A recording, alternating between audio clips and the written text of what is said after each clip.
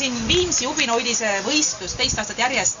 Žürii liikmed Indrek Viimsist, ubinepäeva idee autor, Triin Krügeri Kalamajast, Naminomi Pille ja on oma otsuse ära teinud ja nüüd Emil, kes on päevajuht, vaatab, kas meil oli hea otsus. Teil on juba tehtud. No me siis nüüd ma pean üle vaatama, et mis see on. Me nüüd kontrollime sinu maitset. Kui mitu oli eelmine aasta neid töid? Eelmine aasta oli meil 9 oidist, täna on 13, 8 magusat ja 5 soolast. 5 soolast. Aga alustame siit. Ma saan aru, et see kanguse järgi on see järjekord pandud. Jah, me alustame mahedamatest ja liigume edasi sinna väga teravatele. Üsna niisugune lihtsalt õun ja seal ta sees ongi, kogu lugu. Mitte lihtsalt õun, valge klaar. Jah, valge klaari veel sel ajal veel natuke vist on, aga üldiselt on lõppenud. Nüüd on läbi, jah. Et kui sulle maitseb, siis seda enam kodus järgi teha ei anna täna. Ei. Aga ma usun, et kõigil neil, mis siin täna siin väljas on kindlasti oma koht teatud asjades. See on põnev, see on huvitav, kaneel. See oleks väga hea kuskil purukoogi vahel näiteks. Just, et sa teed koogi valmis nii, et sa ei pea mõtlema, et kui palju kaneeli panna. Siin on juba see õiges vahekorras. Olime õunahoidist. Siin on mingi magus lisa on. Banaan. No. Ja nüüd on 4 õunamoosi värvimoosi, nüüd on sellised kirjumad. Hapukas. Kreegiga. Väga ilus. On. Ja mass on ka siukene. Pannkuugi peal oleks väga mõnus. No jällegi, kellele meeldib just kerge maguse kõrval see apu nii-öelda. See on ploomi ja siduniga. Aga sidunid on nii õrnal. Tegelikult siin võiks panna nii, et kui see siin on tunda tugevasti, siis siin on nime õrnal seda tunda. Joo, magus ploom on. Nii, nüüd see on pruunõun. See on selline nii-öelda Nutella-laadne moos. Mina ütleks niimoodi, et pigem teeks teistpidi, et see, mida sa nimetasid, et see on tagapool iga lapse, ma saan aru, et see on ka lemmik. Jah, lapsed, kes on siin proovimas käinud, siin žüriiliikmete lapsi käis ja muidu kohalikke, et arvasid, et see on üks mõnusamaid.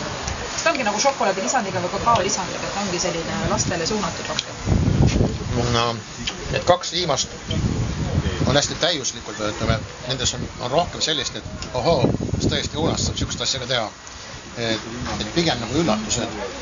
Ja ma usun, et kui need kuskil on olemas ka inimesel on võimalust nagu järgi teha, siis kindlasti proovitakse neid. Seda enam, et see lapsel läheb peal. Siia võib täiesti veel juurde anda kas karamelli või ja see on lihtsalt teostatud, eks ole? Ja siis oli need 8 magusad, nüüd on siin 5 soolast ja soolasele panime ka sedasi, et natuke mahedamast imeilusa, meil on see vaatama. Sa vaid imetle. Kuidas nad said selleks nii läbivaistvaks? Ei tea. Me peame uurima selle koka käest. See on nüüd pihlaka õunahoidis.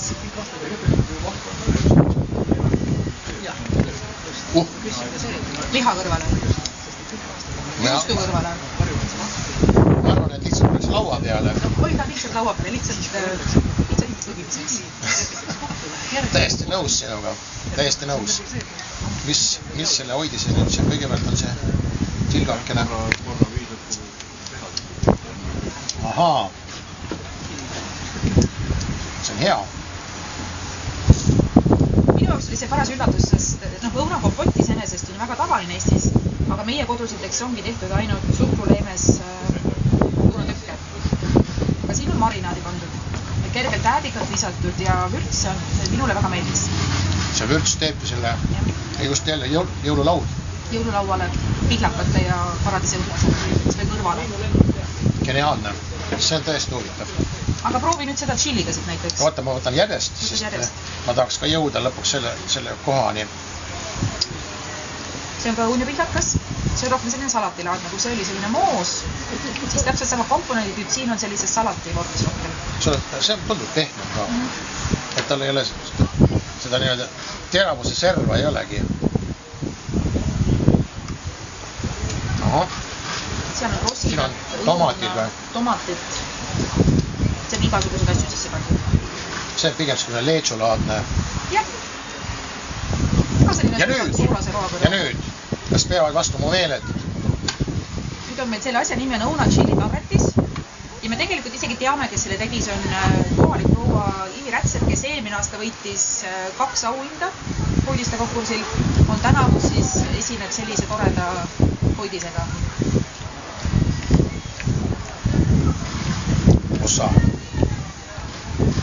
Ja kes see tahab öelda, et meil on tavaliselt inimesed on tagasihoidlikud selle chili suhtes, et kõik kardavad seda, et üldse see mõiste nagu Eestis, et keskmine eestlane ei söö tavaliselt nii teravalt. Nüüd ikka söövad ja kõik.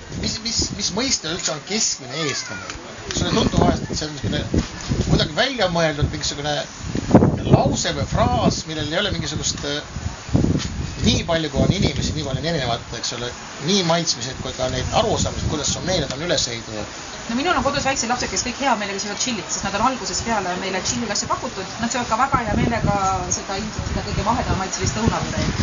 Ma olen küsinud seda, et öelge, et kui Hiina ja India lapsed sünnivad, nad söövad ka kõik seda sama, mis on laual. Pakutakse, siis hakkab harrastama ka. Just nimelt, et sa pead võimaldama, andma võimaluse tal oma keskkonna luua sellisena, et sa saad aru, et vot see on päriselt see, mis mulle meeldib. Ja ma usun, kogu see rivi on selline, et läbi selle sa saad alles oma meeli arendada. See on nagu inimestele maalide näitamine, skulptuuride näitamine, et sinu ilumeel areneb, sinu maitsusmeel areneb ainult tänu sellele, kui sa saad need müts maha. Oli ju toredad avastusi? On. Minu jaoks see šokolaadiga asi oli fantastiline, siis nii-öelda leetsolaadne, kus on õun sees. Meie oma, me saame lihtsalt aiast võtta ja panna ta purki sellisel moel, et me saame talv otsa seda nautida. Ja muidugi see proua, see chili julge, mis tähendab seda, et ma endale luban seda, et ma lähengi, ma katsetan neid, kus see joon on, kuhu maani. Kui palju chillit lisada? Kui palju chillit lisada? Mina paneks isegi veel, läksid tirtsukese. Mina paneks sidronit võib-olla siis juurde natukene, aga väga mõnus, väga põnev. Jah, et võistlus käib siin, juhul kui kellegil teist on tekkinud mingisugust küsimusi. Nami Ville on alati nõus vastama ja ka võib-olla konsulteerima, et kuidas see asi on tehtud, sest temal on infot ka selle kohta, kes need tegi ja kuidas need tehti.